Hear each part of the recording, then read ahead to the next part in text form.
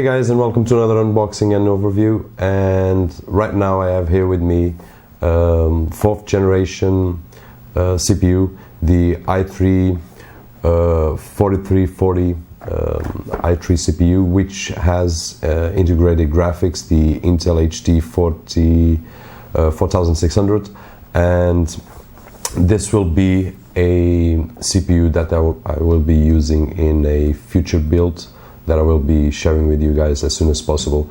And it's a build that I will be using for my son. My son is 5 years old, and he really likes to play with our computers, mine and my wife. And he actually can, with 5 years old, he can manage really well all these devices that we have. When I was his age, I not even dreamed of it. But not trying to move away of the subject. Why did I choose this CPU? Well, one of the reasons is this build will be used for low demanding games, especially for that, low demanding games, and I'm talking about racing games, not high-end graphics kind of games, no. And then for some web browsing, he loves to go to YouTube, and he already knows how to write 2 or 3 words. One of them is Mario. It just writes Mario and all the cartoons appear, and then it's just a matter of choosing the ones in YouTube associated to the one that it chose, and that's it. So for this build, I've chosen this CPU. One reason was in fact, the main reason was the graphics card included. I could go with the lower CPU, like a Pentium or a Celeron, but the graphics card included is not as powerful as this one. I'm not saying that this is a really powerful integrated graphics or the IGPU, but for his needs will be more than enough.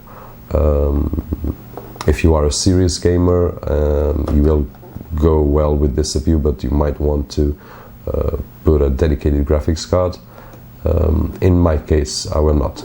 So in the box it says i3 4340, 3.6 gigahertz, no turbo boost on this particular CPU, 4 megabytes of cache, and socket LGA 1150. So 4th generation processor. So let's unbox here. I'm just gonna cut the seal, and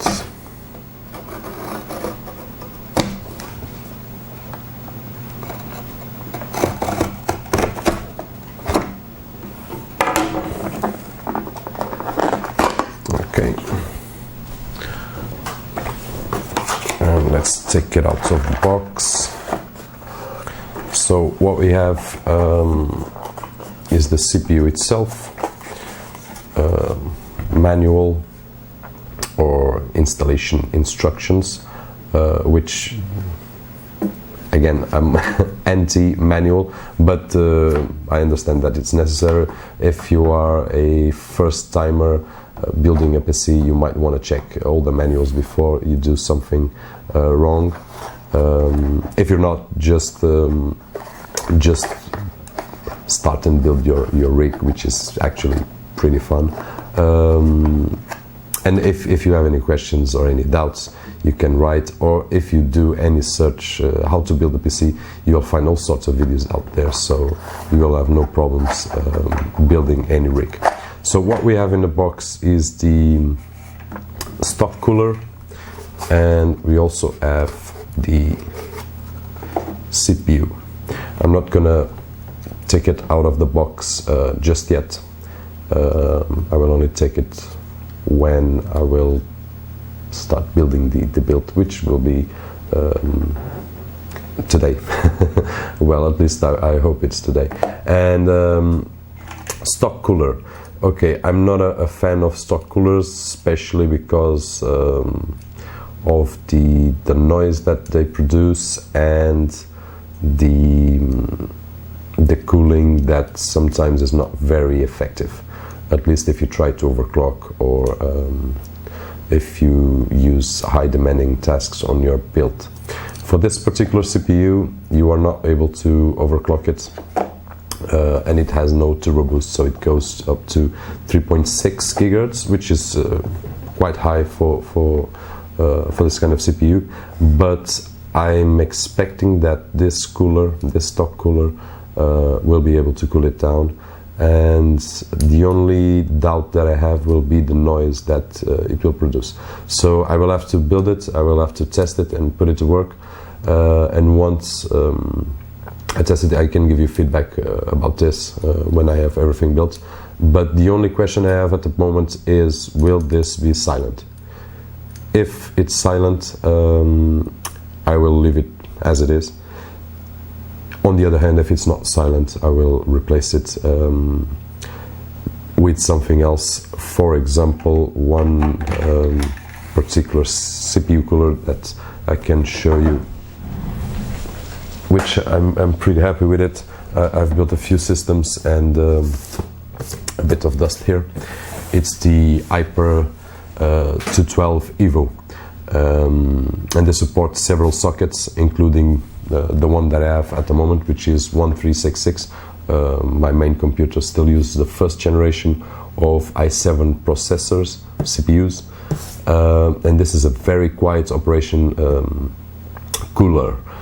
So if you ask me, well, will it be worth it to use this cooler on this particular CPU? I guess not. It will be an overkill. But if I after testing and if I found that this is very noisy, I don't mind spending a few extra euros or bucks, as you say, across the ocean, to get my system, in this case my son's system, which will be right next to mine, with a silent operation. So this is a good choice, around 25 euros here in Portugal, and especially if you are looking for a system with silent operation. Okay, so getting back, I hope that this will be enough to cool it down and not having to worry about that noising sound of the fan spinning. And this is it, guys. I will give you more feedback once I have all the system built up, and we'll give you some, especially about gaming.